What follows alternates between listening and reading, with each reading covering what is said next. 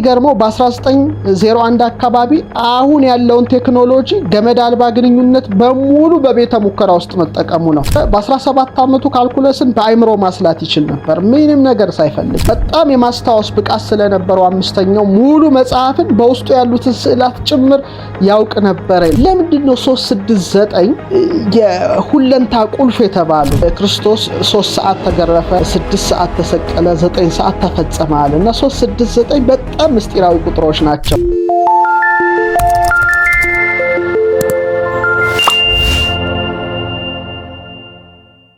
ዛሬ ስለ ቁጥር 369 የሚገርም ነገር ነው ማቀርብላችሁ። ስለ ቁጥር ያልገባቸው ሰዎችን ምንም ማድረግ አይቻልም። ብዙዎች እንዴት 9 የኢትዮጵያ ኮድ ትላለ 9 ስለሆነች ነው ወይ ምናምን የሚሉ አስተያየት አሉ። እንግዲህ ላም ባልዋለበት ኩበት ለቀማ እላቸዋለሁ። ምክንያቱም እንዲህ ያሉትን ሰዎች መመርመር ስሞክር አንደኛ ከጥንታዊ የኢትዮጵያ ዕውቀት ውስጥ የዋሉ አይደሉም፣ በቴዎሎጂውም ዓለም አላለፉም። በዚህ ጉዳይ ሊሉ አይችሉም። ኦር በሞደርን ኤዱኬሽንም ቢሆን እስከ መጨረሻ የደረሱ አይደሉም እና ሁሌ ካልተማረ ሰው ተቺ ነው የሚሆነውና ሚንቦጫቦጭ ነገር አለ። ስለዚህ ሁሉ ጊዜ ሙሉ ብዬ ነው መከራችሁ። ሙሉ ነው። አቡነ ዮሐንስ የሚባሉ አንድ ሊቀ ጳጳስ ነበሩና አንዱን ተማር እወቅ ይሉታል። ዝም ብሎ በትችት የሚኖር ነው። አረ ተማር ልጅ፣ አረ ተማር እወቅ ሲሉት ምን በልቼ ልማር አለ። እሳቸው ደግሞ ምን በልተህ ትደነቁራለህ አሉትና ምን በልቼ ልማር ሲላቸው ምን እየበላ ትደነቁራለህ አሉትና ሁልጊዜ ዕውቀት መልካም ነው ብዬ ነግራቸዋለሁ። መጪዋ ኢትዮጵያ ግን በዕውቀትም በእምነትም በእውነትም በአመክንዮ የሚረማመዱ የዛሬ ህፃናት የነገ አዋቂዎች እጅ ስለምትሆን ትልቅ ተስፋ አለኝ። በተለይ ህፃናቱ በጣም እንደሚረዱኝ አውቃለሁ። ለዛም ነው ምለፋው። ስለዚህ ለልጆቻችሁ እነዚህ ዕውቀቶች እንድታስጨብጡ እንድታሳውቋቸው ለወላጆች ነው አደራ ምለው። ለወላጆች አደራ ላለው። ከዛ ውጭ ላላችሁስ ግን በዕውቀቱም ያወቃችሁም ዘና ያላችሁ ቆዩ። ወደ ተግባር ግን ለመለወጥ ህፃናቱ እጅ ያለ ይመስለኛል። ለማንኛውም ክቡራን ተመልካቾቻችን ዛሬ ስለ 3 ስለ 6 ስለ 9 ነው ማቀርብላችሁ። በጣም ደስ ይላችኋል ብዬ አስባለሁ። የዩኒቨርስ ቁልፍ ወይም የሁለንታ ቁልፍ ስለተባሉት ስለ 3 ስለ 6 ስለ 9 ምስጢሮች ነው ምነግራችሁ። በተለይ በጣም ብዙ ምርምርን የሰራ ብዙ ግኝቶችን ያገኘ ብዙ ፓተንት ራይት ያለው ምርጡ ተመራማሪ ኒኮላ ቴስላ። መቼም ስለ ኒኮላ ቴስላ ብዙዎቻችሁ በተለይ እኔ መርሃ ግብር የምትከታተሉ ታውቃላችሁ ብዬ አስባለሁ። ኒኮላ ቴስላ ምን ይላል? አንድ የምርምር ስላው ላይ if you only knew the magnificence of the 3, 6 and 9 then you would have a key to the universe ይላል። የ3ን የ6ን የ9ን ቁጥሮች ድንቅነት ብቻ ብታውቅ የሁለንታውም የዩኒቨርስ ቁልፍ ይኖርሃል ይላል ኒኮላ ቴስላ። ይሄ በጣም ምርጥ ሳይንቲስት የሆነ የተረዳው ነገር አለ ማለት ነው። 3 ላይ የሆነ ነገር ተረድቷል፣ 6 ላይ የሆነ ነገር ተረድቷል፣ 9 ላይ የሆነ ነገር ተረድቷል። በጣም በሚገርማችሁ መልኩ ቴስላ ከ300 በላይ ግኝቶች አሉት። ከ300 በላይ ኢማጂን፣ ከ300 በላይ እንደውም አንዳንዶቹን ጽሁፎቹን ሳነብ ወደ 700 ፓተንት አሉት ይላልና በጣም ዓለማችን ውስጥ ካሉ ብሩህ አእምሮ ከነበራቸውና አእምሯቸውን በአግባቡ ከተጠቀሙበት ምርጥ ሰዎች አንዱ ኒኮላ ቴስላ ነው እና ወደ 80% የሚሆኑ የዓለማችን ግኝቶች የእርሱ ናቸው ተብሎ ይነገራል። አስቡት 80% የሚሆኑ ግኝቶች የኒኮላ ቴስላ ናቸው። ብዙ ያልተዘመረለት፣ ብዙ ያልተጨበጨበለት ግን ብዙ የሰራ ታላቅ ሊቅ ኒኮላ ቴስላ ነው። ስለ ኒኮላ ቴስላ አንዳንድ ነገሮች ነግራችሁና ወደ 3 ወደ 6 ወደ 9 ውቅያኖስ ውስጥ እንገባለን። እንግዲህ ቴስላ በጣም ከሚገርሙ ነገሮች በኒኮላ ቴስላ ህይወት ታሪክ ውስጥ ከተጻፉት መካከል የማስታወሰው አንደኛው ሲወለድ እኩለ ሌሊት ላይ ነበረ ይላል። ሌሊት ነው የተወለደውና ሰርቢያ ላይ ሲወለድ በጣም ከፍተኛ ሆነ ተንደርስቶርም የመብረቅ ነበረ። በጣም ነጎድጓዱ ያስገመግማል። መብረቁ ብልጭ ይላል በሰማይ ላይና አስፈሪ ነበረ።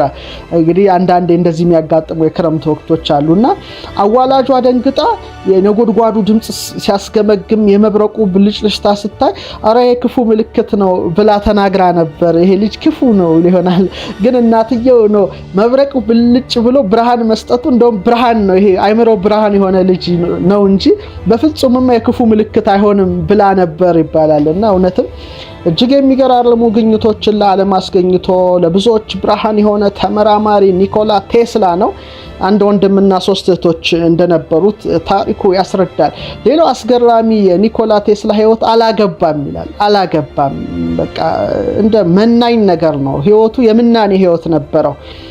በጣም ለምሳሌ አይዛክ ኒውቶንን ሁላችሁ የምታውቁት ነው። አይዛክ ኒውቶን ሳይንቲስትም ነው ቴዎሎጂያንም ነው። ቦዝ ያውቃል፣ ሳይንሱንም ያውቃል፣ ሃይማኖት ትምህርት ያውቃል። እንደውም በጣም ከሚገርመኝ ከአይዛክ ኒውቶን መጻሕፍቶች ውስጥ በትንቢተ ዳንኤልና በዮሐንስ ራእይ ዙሪያ የጻፈው በጣም አስገራሚ ጽሑፍ አለውና አሁን ኒውቶን በድንግልና ህይወት ነው የኖረው። በቃ የምናኔ ህይወት ነበረው። ሚካኤል ፋራዳይ እሱም በጣም ቴዎሎጂያን የነበረ አዋቂም ነበረ። ኒውቶን ግን በፍጹም በድንግልና ህይወት የኖረ ነው ይላሉ። ቴስላም ተመሳሳይ ህይወት ነው ያለው፣ ምንም ሳያገባ የኖረ በጣም ህይወቱን ሁሉ በምርምር ውስጥ ያሳለፈ አንድ የዓለማችን ውብ ሰው ነው። ሌላው ህፃን ሆኖ ኮሌራ በልጅነቱ ይዞ ስለነበር በጣም ንጽህናውን ይጠብቅ ነበር ይባላል።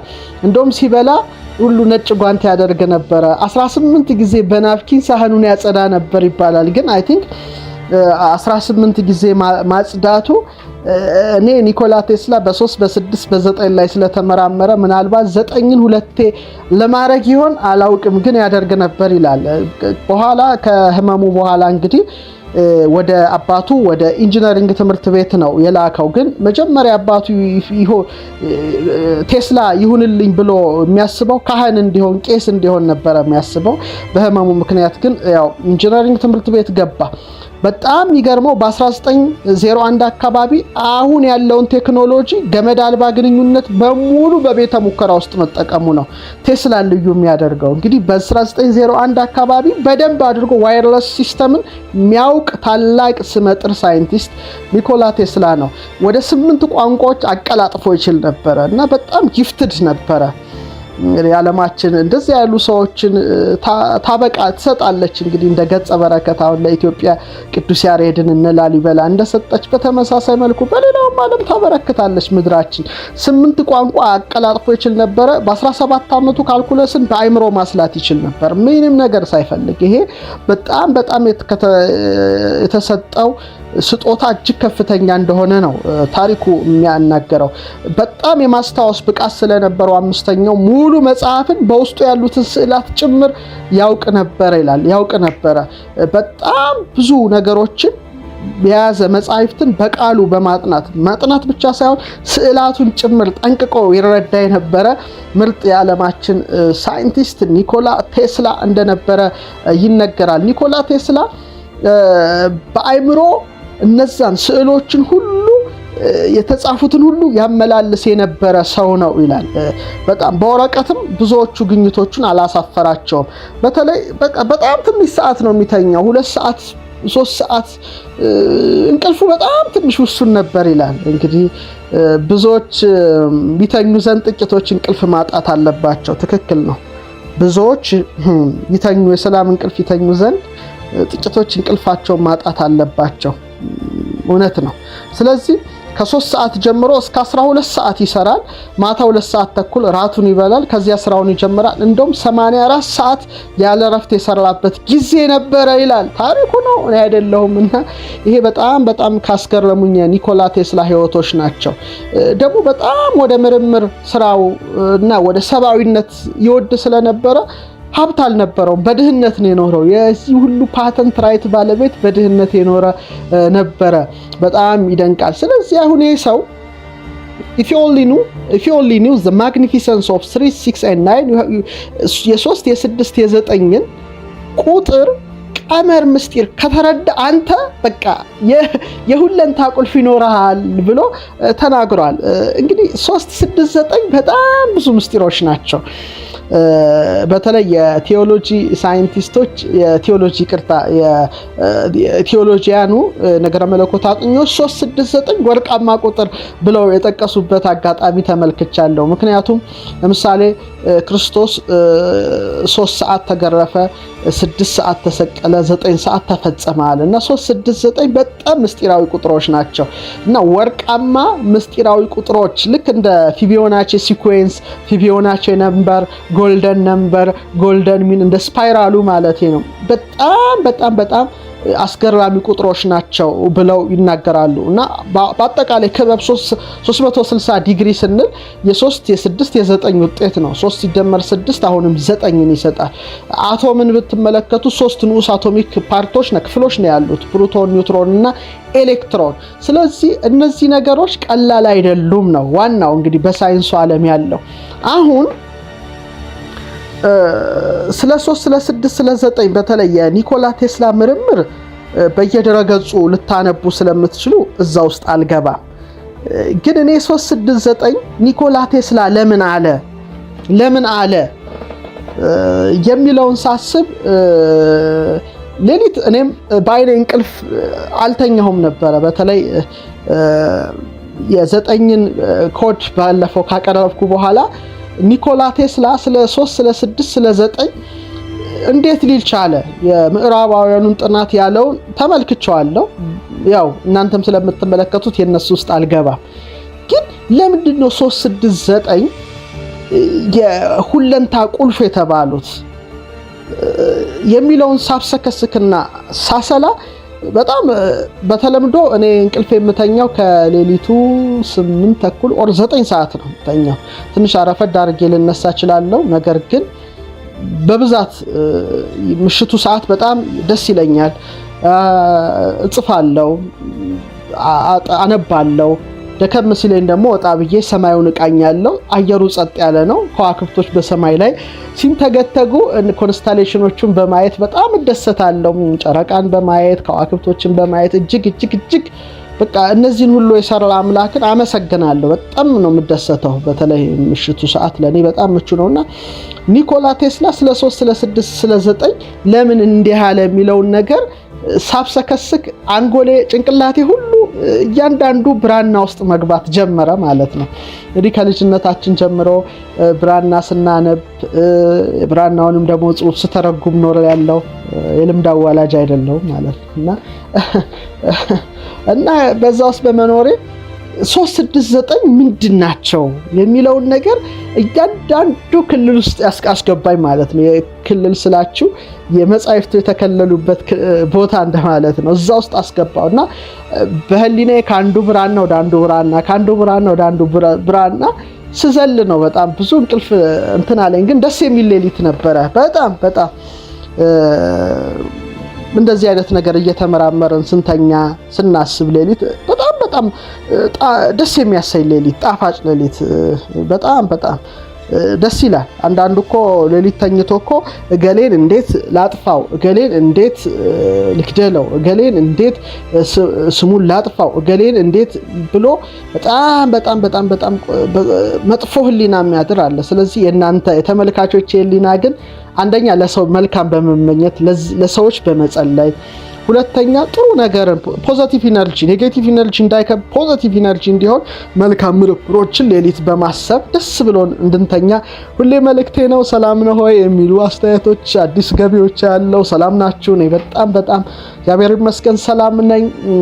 አሁን ወደ ኢትዮጵያ ውስጥ ዶክመንት ውስጥ ህሊናዬ ዘው ብሎ ሲገባ እውነትም 3 እውነትም 6 እውነትም 9 ያላቸውን ከፍተኛ ኃይልና ምስጢር ብራና ውስጥ ተመለከትኩኝ። አሁን ከነዛ ከውቅያኖስ ከሰፋው ትንሽ በጭልፋ ላቀርብላችሁ ነው ሞክረው። ሐሳብ አስተያየታችሁን ላኩልኝ። ላይክ በማድረግ ብዙ ሰው ይመለከታል፣ ግን ላይክ የሚሰጠው ተንበሳፍ ትንሽ ነው። አድፍጣችሁ አትመልከቱ፣ በደንብ ተሳተፉ። ላይክ አድርጉ፣ አስተያየታችሁን ስጡ። ብዙ ዕውቀት ጥበብ የማይመቻችሁ ሐሜት የሚመቻችሁ አንሰብስክራይብ አድርጋችሁ ውጡ። አንፈልግም፣ በፍጹም ይሄ ቦታ አያስፈልጋችሁም። ለእናንተ በፍጹም አያስፈልገው። ይሄ ቦታ ጥበብን ለሚወዱ ኦፕን ማይንድ ለሆኑ እንጂ ለጭፍን ሰዎች የሚሆን ስላልሆነ አንሰብስክራይብ አድርጋችሁ ውጡ ብዬ ሐሳቤን እሰጣለሁ። ለማንኛውም ወደ 3 ቁጥር ልምጣ። ኒኮላ ቴስላ ሁሉም ነገር በቀመር የታሰረ ነው ይላል። ሁሉም ነገር ቁጥር ነው። እጽዋቱን ብትመለከታቸው ቁጥር አላቸው፣ ስፓይራል አላቸው አይደለ? ሂሪኬንን ብትመለከተው የሚሰጥ ቅርጽ አለ። ሚልክዌይ ጋላክሲን ብትመለከት ቅርጽ አለ፣ ስፓይራል ቅርጾች አሉ። እነዚህ ደግሞ ጎልደን ነምበሮች ናቸው፣ ጎልደን ሬሾ ናቸው። የሰው ልጅ ዲኤንኤ አለ፣ ስንዘረጋ አለ። ይሄ ሁሉ ነምበር ነው፣ ሁሉ ነገር ቁጥር ነው። ይህን ቁጥር ያላወቀ ሰው ምንም ማድረግ አይቻልም። እና 3 ቁጥር ምንድናት ለኢትዮጵያውያን የሚለውን ነገር ሳሰላ በጣም በብዙ ነገር ውስጥ ገብታየዋት። 3 6 9 ቁልፍ ከኖረ የዩኒቨርስን ቁልፍ ትፈታለ ያለው ኒኮላ ቴስላ በጣም ነው የገባኝ። መጀመሪያ ለፍጥረታት ሁሉ መነሾ የሆኑ 4 ኤሌመንቶች አሉ። ክላሲካል ኤሌመንትስ አንድሮሜዳ ላይ ጽፈናቸዋል። እሳት አለ፣ ውሃ አለ፣ ነፋስ አለ፣ መሬት አለ። ከመላእክትና ከነፍስ ውጪ ከነዚህ ግብር ያልተፈጠረ አለ ማለት አይቻልም።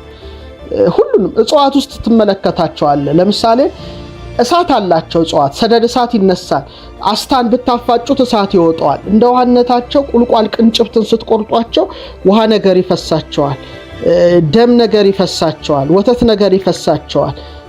እንደ ውሃነታቸው እንደ ነፋስነታቸው ይናወጻሉ። እንደ መሬትነታቸው መሬት ታስታቅፋቸዋላችሁ፣ መሬትም በስብሰው ይቀራሉ።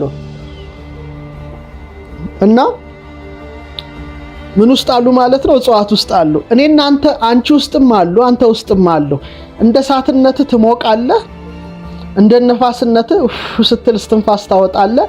እንደ ውሃነት ምራቅህ፣ እንባ፣ ደምህ፣ ፈሳሽ ነገር ከሰውነት ይወጣል። እንደ መሬትነት አጥንት፣ ጅማት፣ ጠጉር፣ ጥፍር ሁሉ የመሬት አካል ነው። ሁሉም ነገር በእነዚህ ተዋቅሯል። ምድርን ብትመለከት ምድር ውስጥ አሉ። ሌላውም ጋር ብትሄድ እነዚህ ነገሮች አሉ። እነዚህ ነገሮች ቁልፍ ናቸው። ቻይና ብትሄድ፣ ህንድ ብትሄድ፣ ቲቤት ብትሄድ፣ ግሪክ ብትሄድ፣ ሮማ ብትሄድ እነዚህ ፍልስፍናዎችን ሁሉ ታገኛለህ። ኢትዮጵያን ብትመጣ ተመሳሳይ ነው። 4ቱ ባህሪያት ምን ይባላሉ? 10ው ፍጥረት፣ የፍጥረታት ሁሉ መነሾችና ስሮች ይባላሉ። ቁልፎች ናቸው ማለት ነው።